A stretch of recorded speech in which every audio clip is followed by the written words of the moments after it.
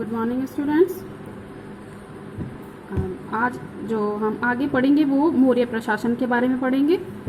मौर्य साम्राज्य के जो शासक थे चंद्रगुप्त मौर्य, बिंदुसार, अशोक, इनके बारे में हम पढ़ चुके हैं।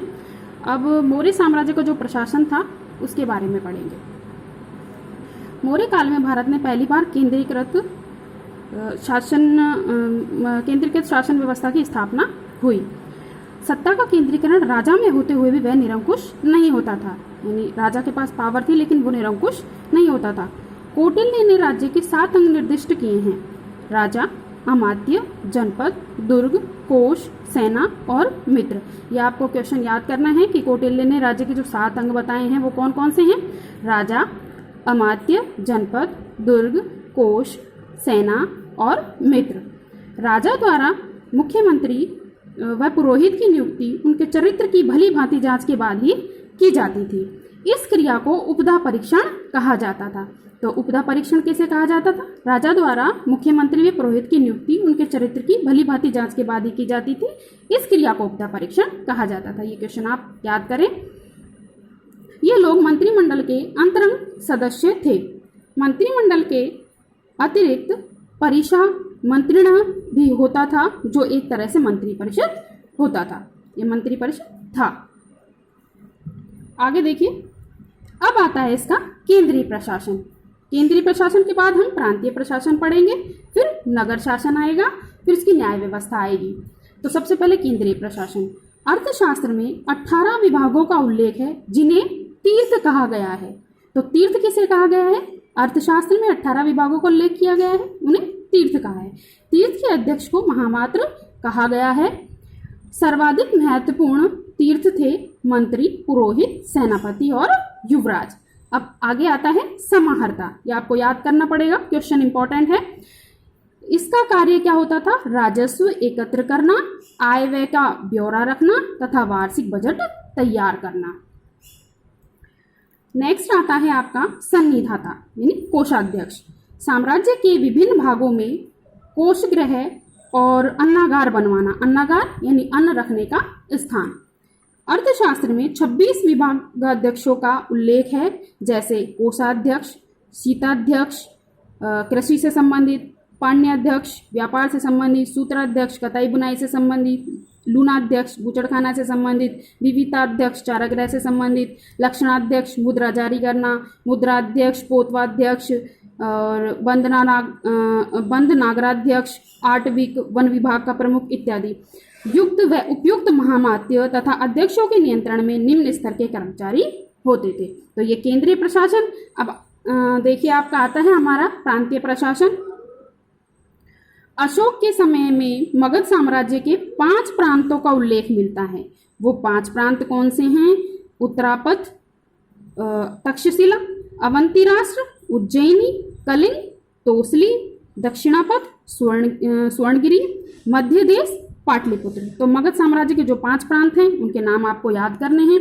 प्रांतों का शासन राजवंशीय कुमार या आर्यपुत्र नामक पदाधिकारी द्वारा होता था। प्रांत विषयों में विभक्त थे जो विषयपतियों के अधीन होते थे। जिले का प्रशासनिक अधिकारी स्थानिक होता था जो समाहर्ता के अधीन था।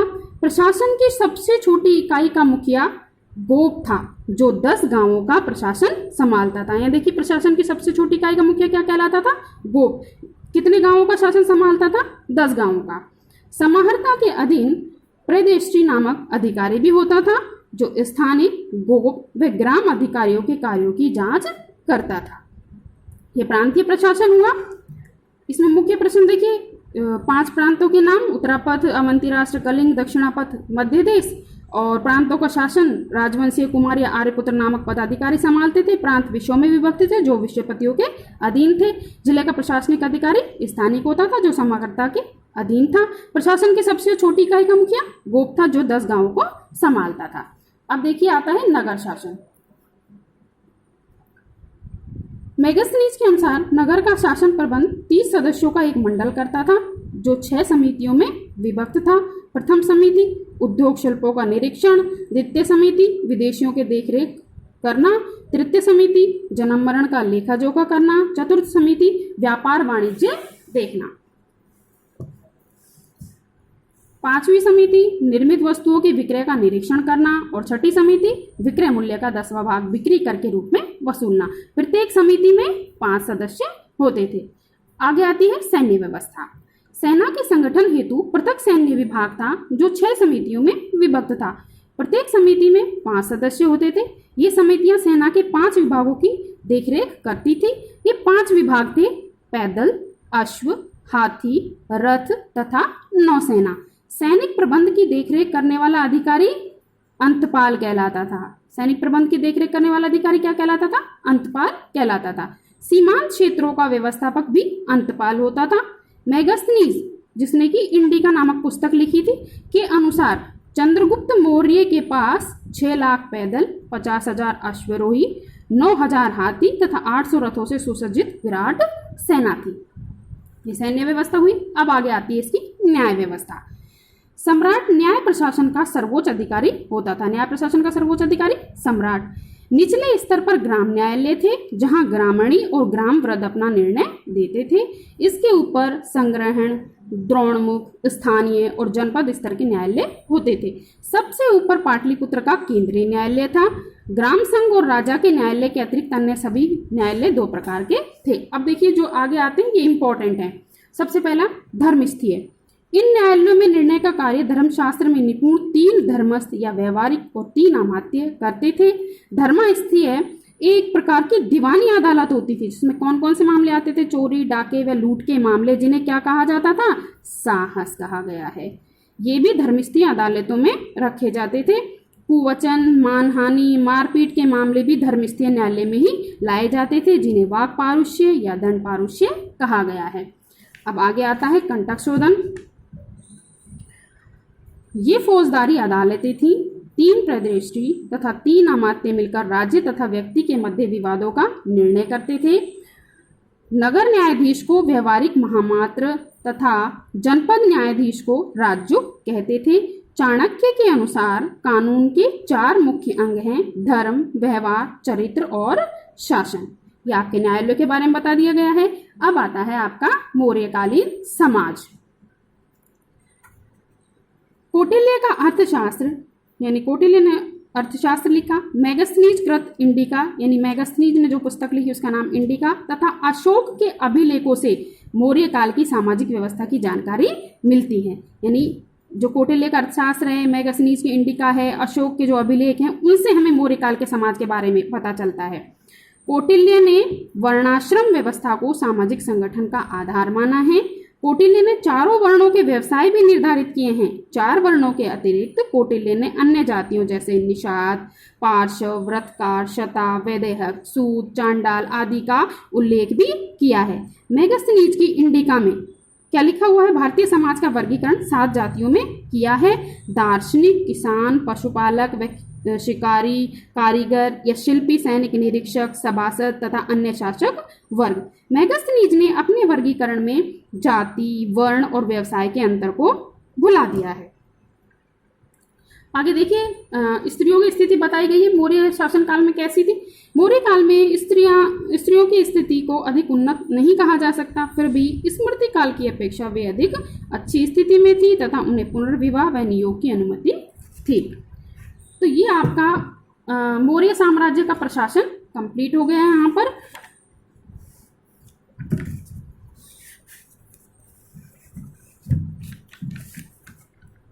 अब वो मौर्य वंश के बाद जो नेक्स्ट वंश हम पढ़ेंगे वो है शुंग वंश। इसकी स्थापना 185 ईसा पूर्व में पुष्यमित्र शुंग ने की थी। तो सबसे पहला क्वेश्चन ये बन गया कि शुंग वंश की स्थापना किसके द्वारा की गई थी? तो पुष्यमित्र शुंग ने इसकी स्थापना की थी। मौर्य राजा वृद्धरथ का प्रधान सेनापति था। उसने उसे मारकर सिंहासन पर अधिकार कर लिया। ये हम पहले पढ़ चुके हैं जब हम मौर्य साम्राज्य के शासकों के बारे में पढ़ रहे थे। उस समय जब उसका अंतिम शासक बताया था वृद्धरथ, तो उसको मारकर पुष्यमित्र शुंग गद्दी पर बैठा।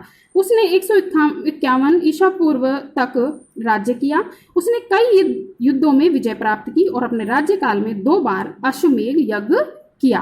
सुप्रसिद्ध संस्कृत व्याकरण पतंजलि अश्वमेध यज्ञ में उसका पुरोहित था। तो एक ये क्वेश्चन भी बन जाता है जो आपको याद करना है। पुष्यमित्र के बाद शुंग वंश में जो प्रमुख राजा हुए उनके नाम थे अग्निमित्र, ज्येष्ठमित्र, भद्रक, भागवत और देवभूति। देवभूति को उसके अमात्य वसुदेव ने लगभग 73 ईसा पूर्व में सिंहासन से उतार दिया। ये यहाँ आपका शुंग वंश खत्म होता है। अब मैंने इसमें से मौर्य साम्राज्य में से कुछ क्वेश्चंस बनाए हैं, वो आपको याद करने हैं और अपनी कॉपी में भी लिखने हैं।